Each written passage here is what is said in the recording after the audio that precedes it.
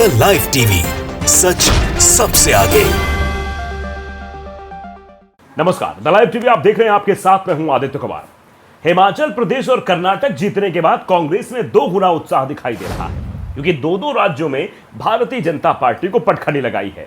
अब आने वाले समय में मध्य प्रदेश में चुनाव है, तेलंगाना में चुनाव है, छत्तीसगढ़ में चुनाव है, राजस्थान में चुनाव है। इन जगहों पर राजस्थान सबसे ज्यादा फोकस किया जा रहा है, क्योंकि राजस्थान में बीजेपी ये कोशिश कर रही थी कि सचिन पायलट और अशोक गहलोत के बीच तकरार बनी रहेगी, और यहाँ पर रिवाज भी है कि हर 5 साल में सत्ता परिवर्तित हो जाती है, तो ये खुशी बीजेपी के अंदर बहुत थी। लेकिन अब जिस तरीके से सचिन पायलट और अशोक गहलोत के बीच सुलह हुई है, इससे विरोधियों के होश फाख्ता हो गए। उनको समझ नहीं आ रहा है कि वो क्या गुणागणित बैठा है, क्योंकि मध्य प्रदेश में तो कांटे की टक्कर लग रही है, और जो सर्वे हैं वो ये इशारा कर रहे हैं कि मध्य प्रदेश में इस बार कांग्रेस की सरकार बनेगी, क्योंकि पिछली बार भी भारतीय जनता पार्टी के खिलाफत में वोटिंग की गई थी और सरकार बनी, लेकिन 15 महीने बाद जो खेल हुआ वो आप सभी को मालूम है। अब चूंकि राजस्थान की अगर हम बात करें, तो राजस्थान में अशोक गहलोत और सचिन पायलट के बीच काफी दिनों से तनातनी है। एक समय ऐसा आया था, सितंबर में लगा था कि सचिन पायलट अब मुख्यमंत्री बन जाएंगे और अशोक गहलोत दिल्ली की राजनीति में सक्रिय हो जाएंगे, यानी राष्ट्रीय अध्यक्ष बन जाएंगे। अब इसके बाद जो विधायकों का इस्तीफा हुआ, जो सब रातों रात हुआ, उसके बाद से सचिन पायलट के अंदर नाराजगी दिखाई दे रही थी। सचिन पायलट बार बार हाईकमान की ओर निगाहें दौड़ा के देख रहे थे कि आखिरकार क्या किया जाएगा, लेकिन वहां से कोई उन्हें सही जो है इशारा नहीं मिल रहा था। लेकिन अब जो चीजें निकलकर सामने आई हैं वो इशारा कर रही कि अब सचिन पायलट और अशोक गहलोत के बीच बात बन गई है। अब किसी भी तरीके का कोई विध्वंस इन दोनों के बीच नहीं देखने को मिलेगा। ये दोनों नेता मिलकर कांग्रेस के लिए काम करेंगे, चुनाव लड़ेंगे और भारतीय जनता पार्टी के लिए मुसीबत बनेगी। सचिन पायलट बनेंगे पीसीसी चीफ, यानी पीसीसी चीफ इन्हें बनाया जाएगा, और अशोक गहलोत के पास रहेगी कमान। कांग्रेस ने खोजा राजस्थान का समाधान।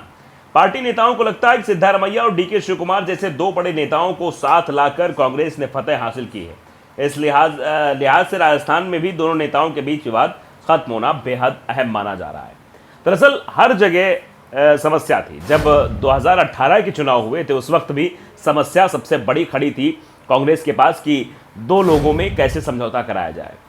एक गुट जो था राजस्थान में दिखाई दे रहा था सचिन पायलट और अशोक गहलोत का, और एक तरफ जो तनातनी चल रही थी वो मध्य प्रदेश में ज्योतिरादित्य सिंधिया और कमलनाथ के बीच, जिसमें सिंधिया को कुर्सी नहीं मिली तो सिंधिया ने बगावत कर दी, और यहाँ अशोक गहलोत की कुर्सी मिल गई, सचिन पायलट को नहीं मिली, तो यहाँ भी बीच में बगावत के शुरू हुए थे।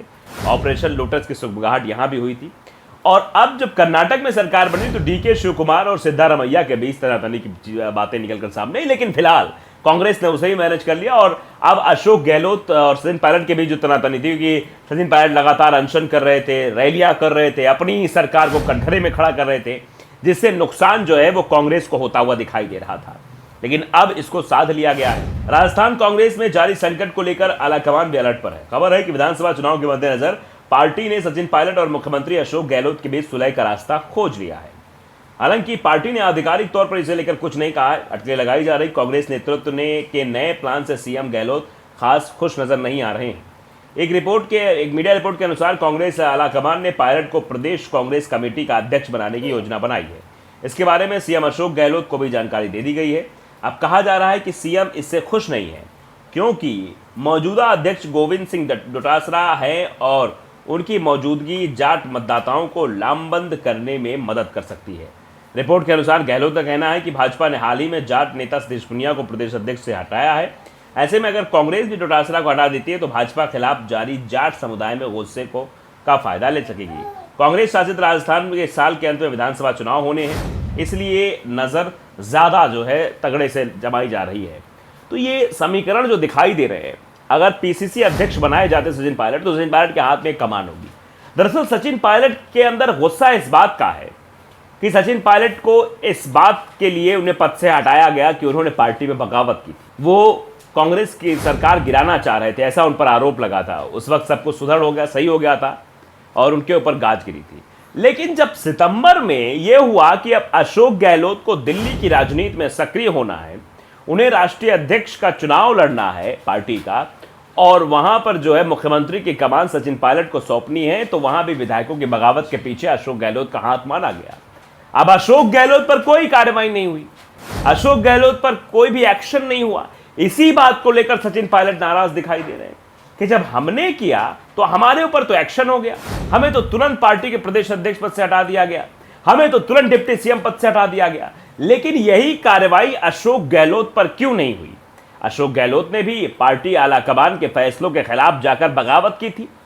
विधायक जिन्होंने इस्तीफा दिया था वो अशोक गहलोत के कहने पर ही उन्होंने इस्तीफा दिया था। तो यह बात सचिन पायलट को कचोट रही थी।